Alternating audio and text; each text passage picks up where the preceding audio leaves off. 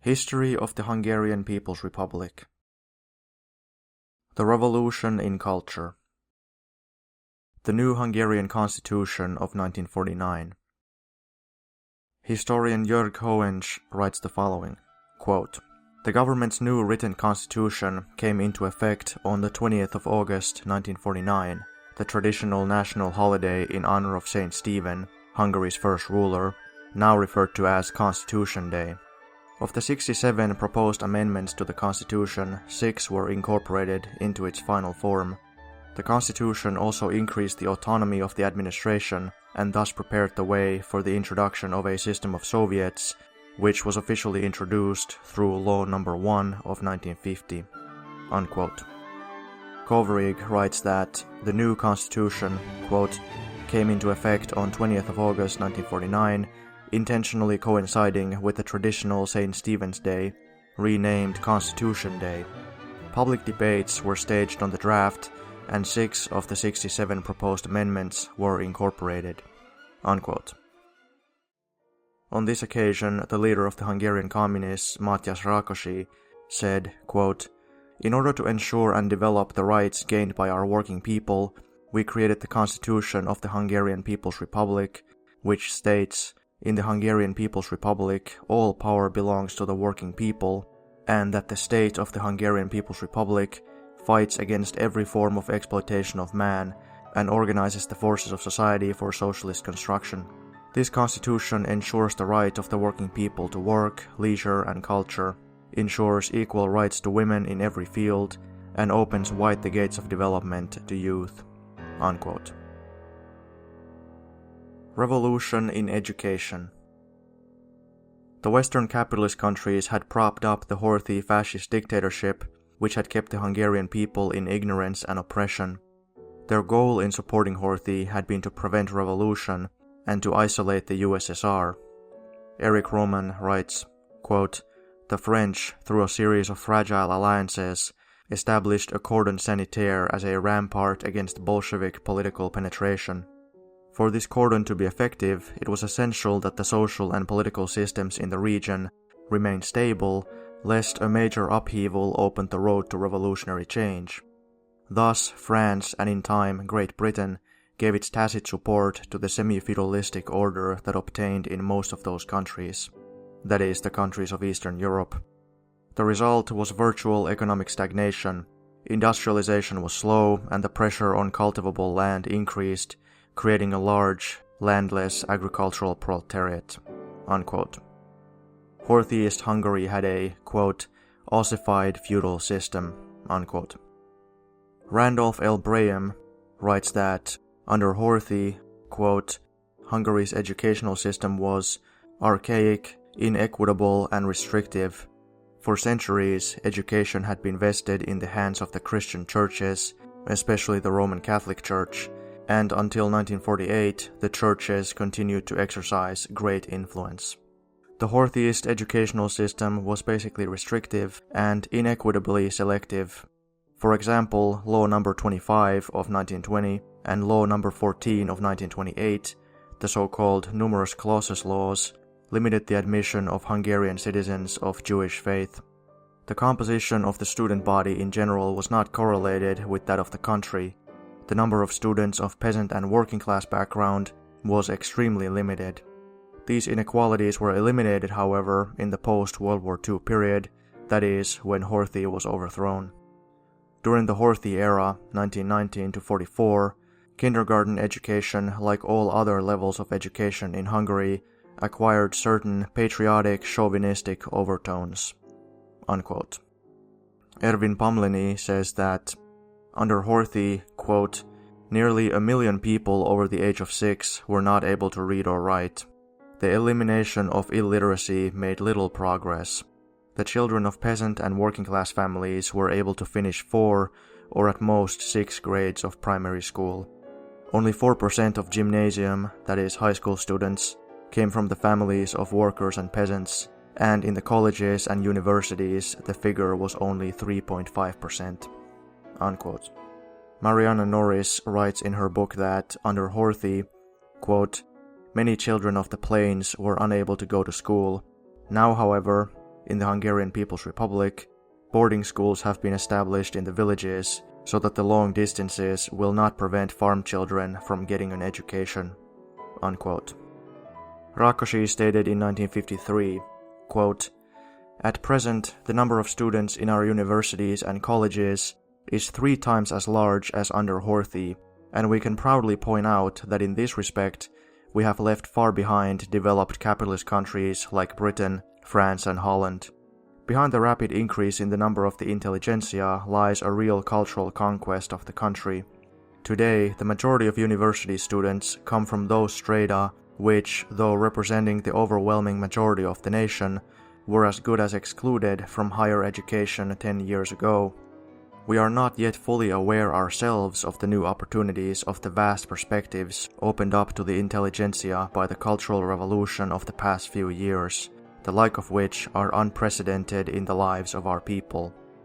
Unquote. Hungarian writers give the following figures about the changes in the number of students. Quote, "One of the great revolutionary achievements of this period was that of opening the doors of the secondary schools, colleges, and universities to peasant youth. In 1937 to 1938, only 314 young poor peasants attended secondary schools, and only 93 attended colleges or universities. By 1952 to 1953, 30,600 attended secondary schools, and 8,225 were in the colleges and universities. Enrollment in higher schools of education in 1937 to 38 was 11,747. In 1949 to 1950, the number rose to 23,247, and in 1955 to 56 to 45,431. From 1938 to 1955, the number of engineers increased from 11,409 to 19,200, that of physicians from 10,590 to 14,153, and of teachers from 30 to 60,000. Before the liberation, young people of worker and peasant origin made up only 3 to 4% of university students, while by 1955 to 56 this rose to 50%. Unquote. Quote, "While in 1938 only 34,000 pupils completed the 8th form of primary school, in 1955 there were 98,000 pupils in the 8th form of primary school. The number of college and university students rose from 11,700 in 1938 to nearly 31,000 in 1955 to 56. Unquote. Hoensch writes that, quote, "By awarding grants, the government attempted to increase the number of students from workers and peasants' families, who initially made up only 5% of the total student population. It also encouraged prospective students to take up the study of the natural sciences." Unquote. Right-wing historian Norman Stone characterizes the revolution in education with the words, quote, "Higher education expanded overnight 5 times." Unquote. Quote, "The number of students at university or enjoying higher education rapidly multiplied, and the government hoped that this was the best investment for the future.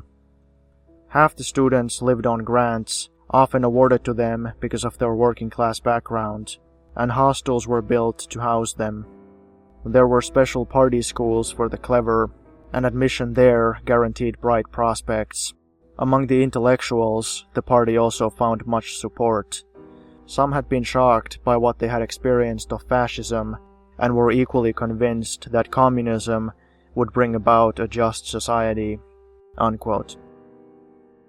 The support given to the communists by the best of the old intelligentsia can be seen from examples such as Zoltán Kodály, who I will discuss in a later episode, as well as, for example, the best and most respected bourgeois historian of Hungary, Gyula Szekfi, who went to the side of the communists.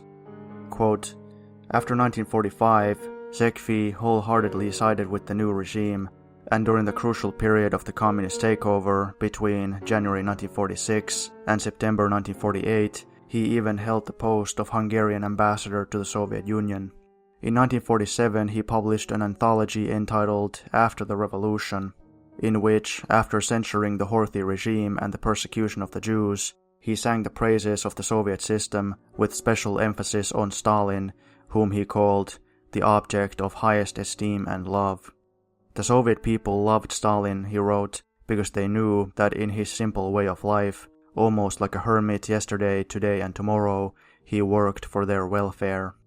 Unquote. Or as Bela Mentzer writes, quote, Sekfi suddenly became an ideologist of the left, going in 1945 to 48 as far as it was possible to go outside the official Communist Party in support of Soviet policy. Unquote. Quote, educational reforms in the period of intensive socialization achieved a reduction in illiteracy to negligible levels. Unquote. Quote, the network of people's colleges offered a genuine possibility for social advancement. The People's College movement was well received in the countryside and brought the party closer to the country's people. Unquote. Feminist writer Kristen Ghodsee writes that, under socialism, quote, East European states guaranteed women's full employment and invested vast resources in their education and training. Unquote. Quote, the instructors constantly encouraged the student in this manner. Speak up, comrades. Tell us frankly if you have problems, if there is something you don't understand, or if there is something you don't agree with. Questions or disagreements never got anyone into trouble. If somebody had too many questions to ask and the questions all tended in one definite direction, he was judged to be a comrade who had too many conflicts, or who was still burdened by bourgeois influences, or who was a little difficult. He was not punished for this failing, nor was he removed from the school. On the contrary, the more attention was paid to him than before. Levi enumerated the statistics. The percentage of working class in the secondary schools has increased from 17 to 41, and we are only at the very beginning. In 1948, we had 600 village libraries. In 1950, we have 1,600, but by the end of the 5-year educational plan, in 1954, we shall have 4,000. As against 74 homes of culture in 1949, we now have 1,000. By 1954, there will be 2,500. Unquote. Quote, the communists, no doubt, succeeded in bringing out a considerable increase in the number of young people who attended schools. Enrollments in what are now called universities were 3 times as large as they had been in 1938. The secondary schools also announced a considerable expansion, amounting in some instances to twice the size of their student body. The growth was particularly noticeable insofar as trade and agricultural secondary schools were concerned. Whereas only 4 agricultural schools had been in existence in 1938, the number in 1951 was 55. This was a notable achievement. The number of young people in attendance at educational institutions beyond the elementary school is now greater than it has ever been in the history of Hungary. Unquote. During the first 5-year plan, quote, the number of secondary school students had increased by more than 70%, including those attending the evening and correspondence courses. Enrollments in the higher educational institutions increased to 2.3 times the 1949 figure. Unquote. In his report to the Second Congress of the Hungarian Working People's Party, Rakosi said, quote, similarly to the political and economic successes of our people's democracy, our cultural development can look upon considerable results. This is true for every section of our cultural life. The number of pupils in our secondary schools is 83.3% higher than in the last year of peace. The number of university and secondary school students is nearly 3 times the 1938 figure. In 1950, books and pamphlets were published in 63 million copies. Investments in 1950 devoted to education and culture were 100.5% higher than in 1949.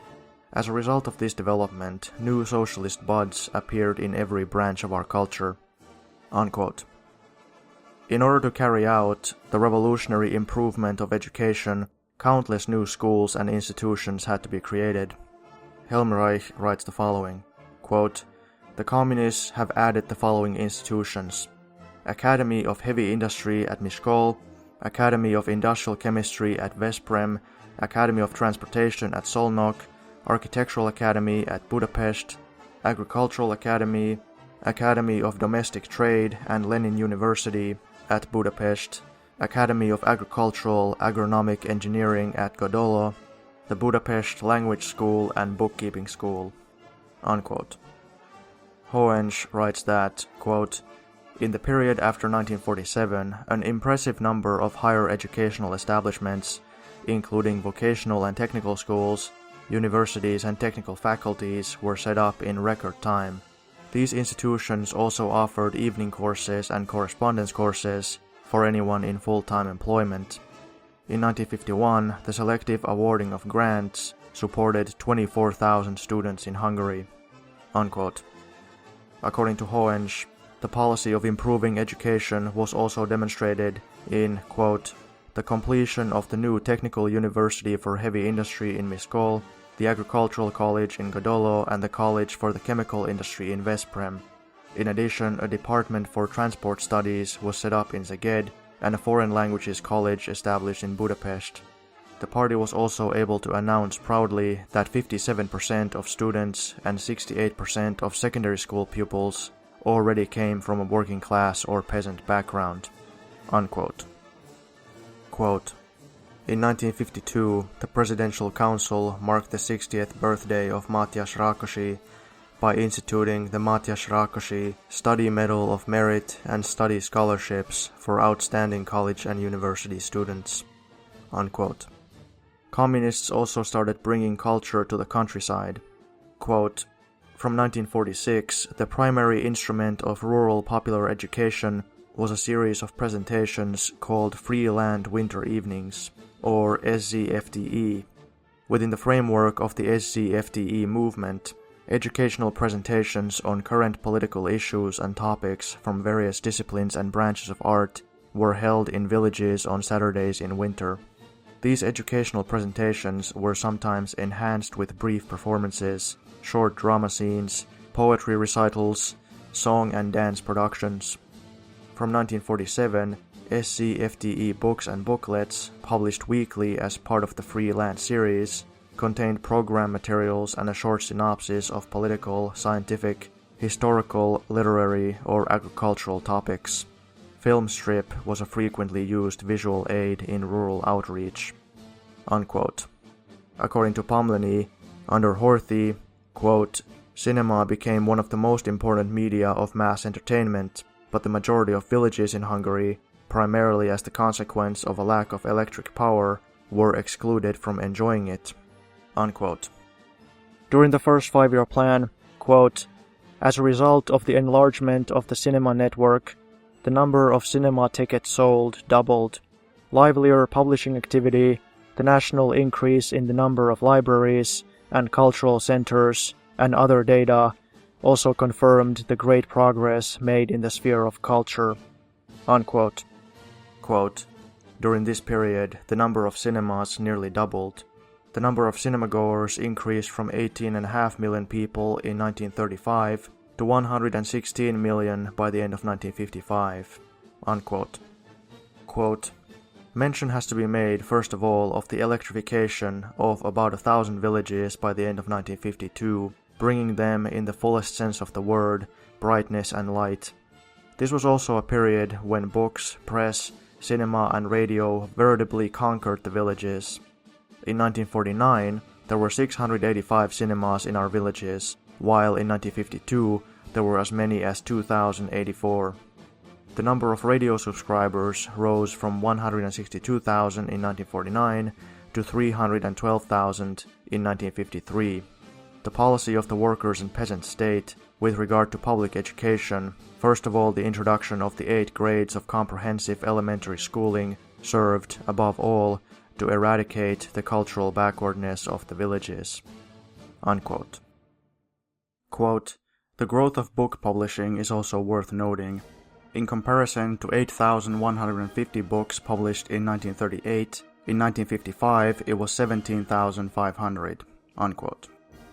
Hungarian literary historian Zoltán Halas writes the following, quote, "Even after the First World War, Hungary had over 1 million illiterate people. Between the two world wars, publication activity in Hungary regressed both quantitatively and qualitatively. There were less scientific and professional works, and worthless literary trash won even more ground. Out of the 6.5 million books printed in 1938, 4.8 million, that is 71.5%, can be considered pulp trash literature. Healthy development of publication activity was hindered by the political and social system of the time, which prevented the publication of progressive, political and philosophical, as well as literary works. It is illustrative that the Horthyist police stopped, among other things, the distribution of Diderot's Nature and Society, a philosophic work from the 18th century, because it perceived revolutionary views in the book. Obviously, this system persecuted all publications of the workers' movement, the works of communist writers, and banned the publication of certain Hungarian writers such as the great proletarian poet Attila József. At the same time, the system did all in its power to spread its fascist, nationalist, and clerical ideology. A large part of progressive publications were distributed illegally, and they were printed predominantly abroad. After the liberation, book publishing activity in Hungary has advanced enormously. As a result of the revolution in culture, the desire for reading has awakened in the wide masses of the people, and books have become a necessity for millions of people. This can be seen even in the increased number of books printed. In the last peace year before the liberation, 1938, 8,556 books were published, and the number of total printed copies was 17.3 million. While in 1958, 15,156 books were published, and the number of printed copies was 49 million. Both numbers include pamphlets." Unquote. The democratization of society and the spread of education can also be noted in the fact that, quote, "In 1949, 176 of the 402 members of parliament were workers, 115 were peasants, and 71 were women. Between 1949 and 1953, almost 50,000 physical workers were given high positions. They were appointed to lead firms and factories, and held leading posts in the various ministries, in the armed forces, etc." Unquote. Art and culture. Socialist realism was encouraged in the arts. Quote, "The Minister of Culture and chief ideologue, József Révai, told a Congress of Hungarian writers in 1951 that literature was simply a weapon to defend the working classes and the peace camp, and that socialist realism and dialectical materialism must go hand in hand in this battle." Unquote. Quote, "But the classics were hardly affected. Beethoven and Verdi were progressive by the standards of their time. So were Homer, Shakespeare, Walter Scott, Goethe, Dickens, Hugo, Balzac. In Hungarian classics, there was practically a boom. They could be bought cheaply in good editions, printed in good taste." Unquote. Historian Alan Blackwood says, quote, "The new post-war Hungary was optimistically described as an oasis of culture and liberty." Unquote. Along with socialist realism, all the best achievements of past culture were made available to the people for the first time. Révai said, quote, "Our theaters play the dramas of Molière and Shakespeare. Only recently a complete Hungarian edition of Racine's dramas was published. We publish Balzac, present Shaw's plays on the stage, we read Aragon, Éluard, Jack London, Mark Twain and Thomas Mann, and we were present at the celebrations of Goethe and Anatole France." Unquote. As Marianna Norris writes, quote, "Years ago, in capitalist Hungary, culture was mainly for rich people. Today, in the people's democracy, it is for everyone." Unquote. Zoltán Halas gives the following information about literature in the Hungarian People's Republic. Quote, "Nowadays in Hungary, Hungarian classics are published regularly, and also such books which were not available in the past. Naturally, there are large editions of novels, poetry, plays, and other works of current socialist writers. In the past, it was unimaginable that large editions of classics of world literature could be published and sold. But now, for example, the entire 30,000 copy edition of the complete works of Shakespeare was sold out in a few weeks. At the same time, was printed and sold Hamlet in 50,000 copies and Midsummer Night's Dream in 45,000 copies. In Hungary, in the period of 10 years, there have been published in Hungarian works of Tolstoy in 335,000 copies, works of Balzac in 220,000 copies, Dickens in 100,000 copies, Gorky in 775,000 copies, and Sholohov's Virgin Soil Upturned, an exemplary work of socialist realism, in 12 editions, 153,000 copies in total. As an example of the publication and sale of Hungarian classics, take the poems of Attila József. In 1936, when the poet was already a well-known person, his poetry collection, It Hurts a Lot, sold only 120 copies. Since 1945, Attila József's work has been printed and sold in 300,000 copies. Works of Endre Ady have been sold in 214,000 copies, Petofi 679,000 copies, János Aranyis 774,000. Hungarian classic prose writers have achieved even higher numbers of sales. Zsigmond Moritz, 1,985,000, Kalman Miksath, 1,407,000, Mór Jokai, 1,280,000, and Ferenc Mora, 722,000 copies. Publication activity in Hungary pays great attention to current authors and helps young writers.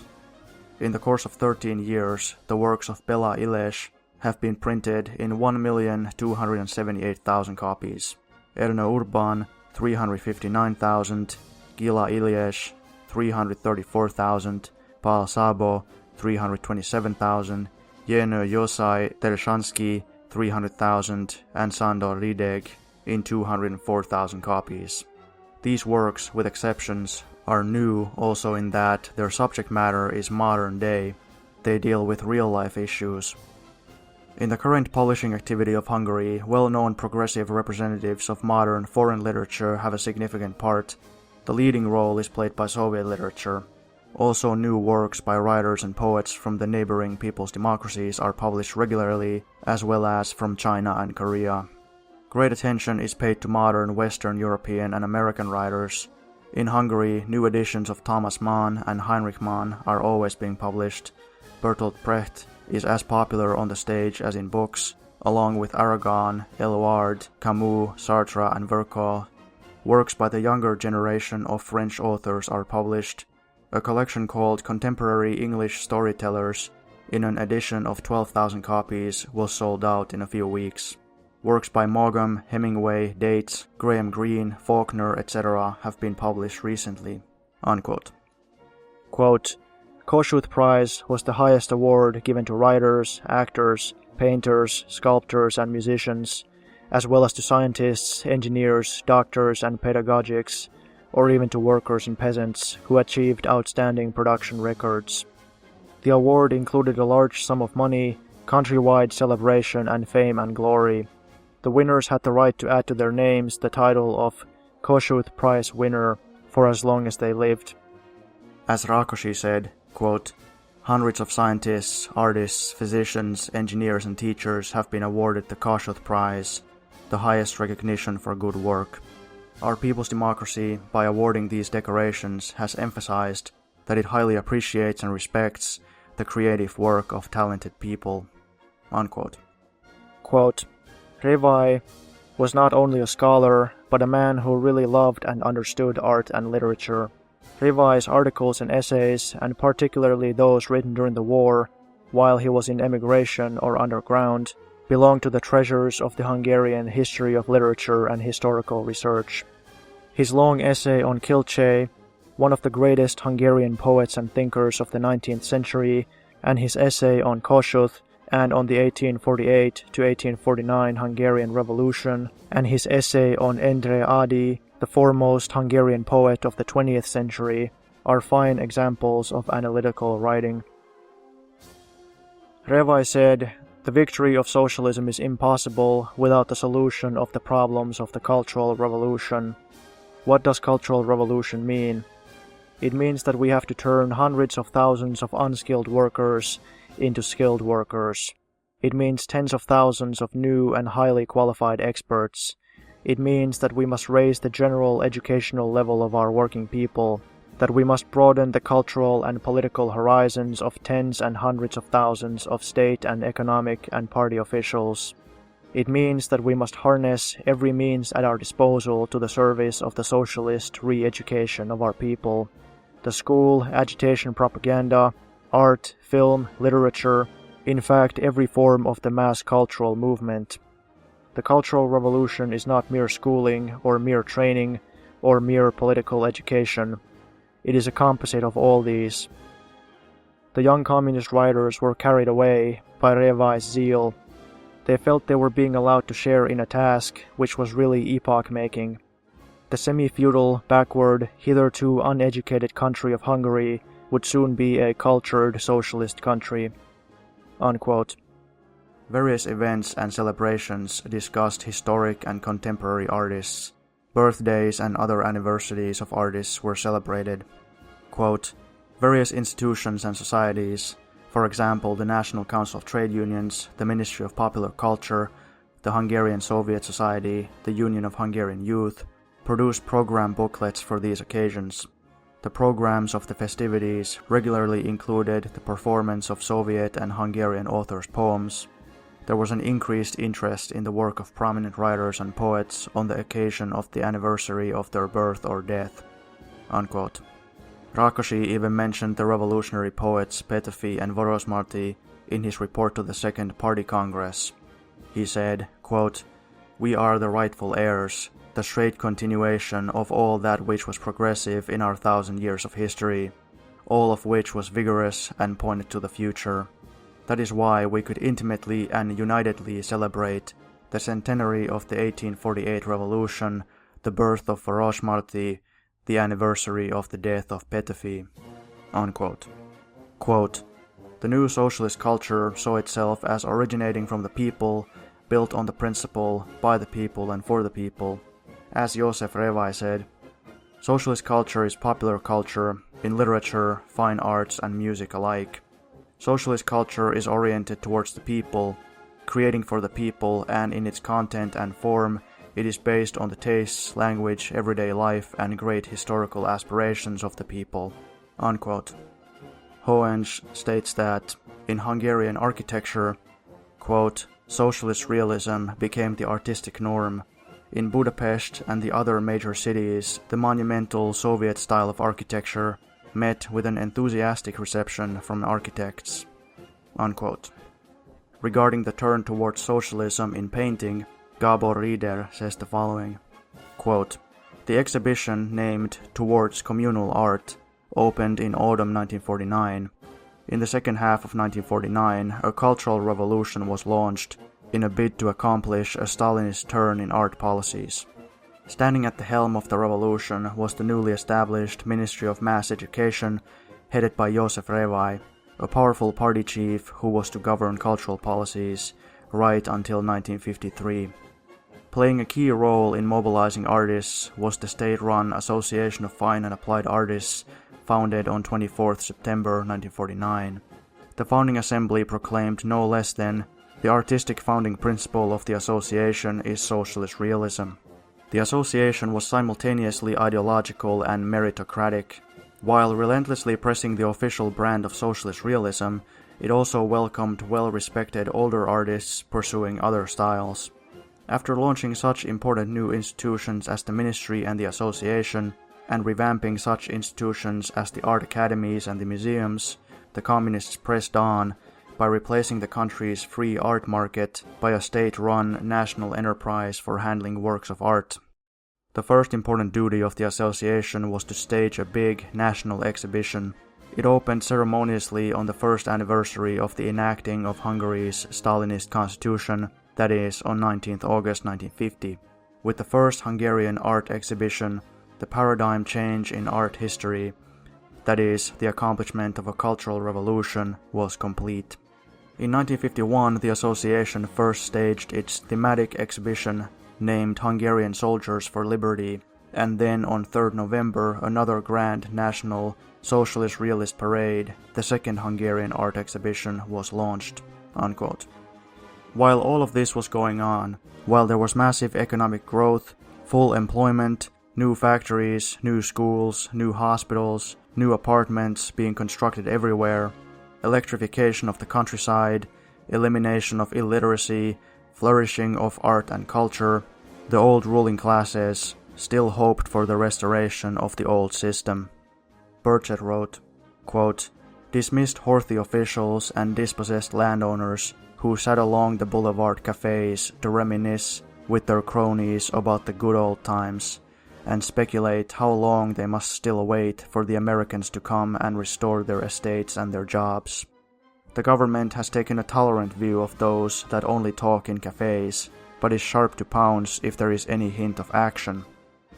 I was invited to dinner with a Hungarian family to whom I shall give the name of Schwartz. Baron Schwartz had been a landowner before the First World War, but his estates lay in that part of Hungary which was given to Romania.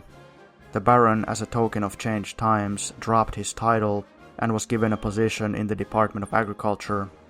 He served loyally under Horthy, under the Nazis, under Szalasi fascists. When it seemed the Germans would be defeated, Schwartz shipped his son off to Bavaria, and as the Russian troops entered Hungary, took his wife and daughter and fled to Prague, hoping to get further west and be quote-unquote liberated by the Americans. But Prague was liberated by the Czechs themselves. The Russians got there before the Americans. Schwartz and family returned unwillingly to Budapest, having scattered most of their family possessions along the road in their hurried flight away from the Russians. Instead of their previous large flat, they had to make do with 2 small rooms. Mr. Schwartz was invited to appear before a public service commission, like all other public servants, to decide whether he could continue his job at the Ministry of Agriculture or whether he could be dismissed. He refused to present himself as he quote-unquote knew the Americans would be in Hungary within a matter of months. The energetic and intelligent daughter got herself a job with the new government, despite Papa's protest that she was compromising herself and the family. Several jobs were offered Schwartz. He refused them all. Ever since his return from Prague, he sits for most of the day in his pajamas and waits for the Americans. He does literally nothing, does not read a book nor a newspaper. If I take a job under this government, I would be compromised, he explained to me. I would never get my old job again or my pay. But who will ever give you your old job back? I asked. He said, when the Americans come, they will need all of us experienced officials of the old days, and of course, the new government they set up will pay us back all the salary that has accumulated since 1945.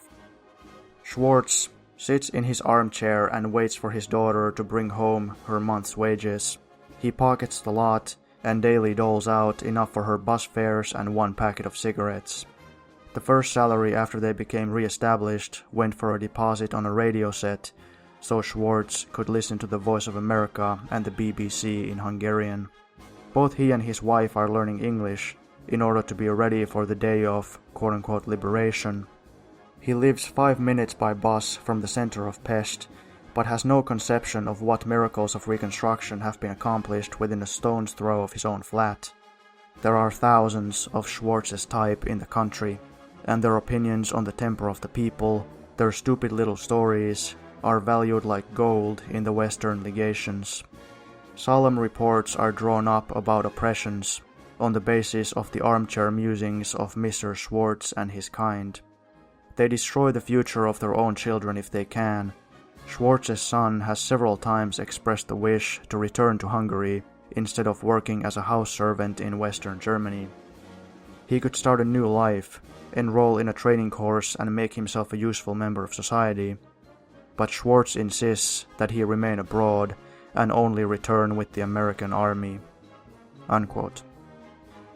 Michael Gold summarized the situation of the old ruling classes in this way, quote, "If you want to see a museum of the past in Budapest, walk along Andrassy Street which is the Champs-Élysées of the city. There are hundreds of little cafes still flourishing here, crowded all day and night with well-dressed men and women, sipping tiny cups of coffee, chattering endlessly, dramatically. They are the old Hungarian upper classes, former factory owners, land barons, playwrights, art critics, journalists, police agents, and church and state bureaucrats." Unquote.